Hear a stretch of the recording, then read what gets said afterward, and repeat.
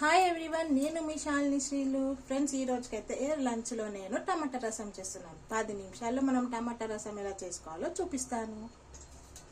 టమాటా రసంకి మనం ముందుగానే ఆవాలు, జీలకర్ర, ఎండుమిరపకాయ, మళ్ళీ వెల్లుల్లిపాయ వేసుకొని ఫ్రై చేసుకోవాలి.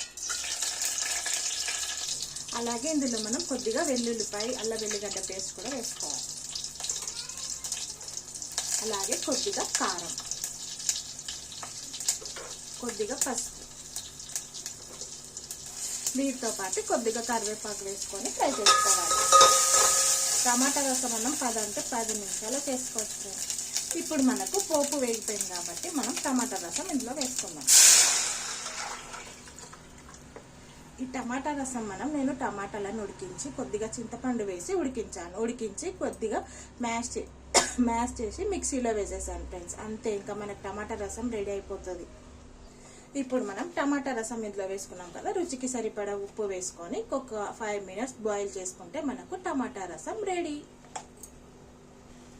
చూస్తున్నారు కదా ఫ్రెండ్స్, టమాటా రసం అయితే బాయిల్ అయిపోతుంది. అంతే ఫ్రెండ్స్, మనకు ఒక 5-10 మినిట్స్ లో మనకు టమాటా రసం రెడీ అయిపోతుంది.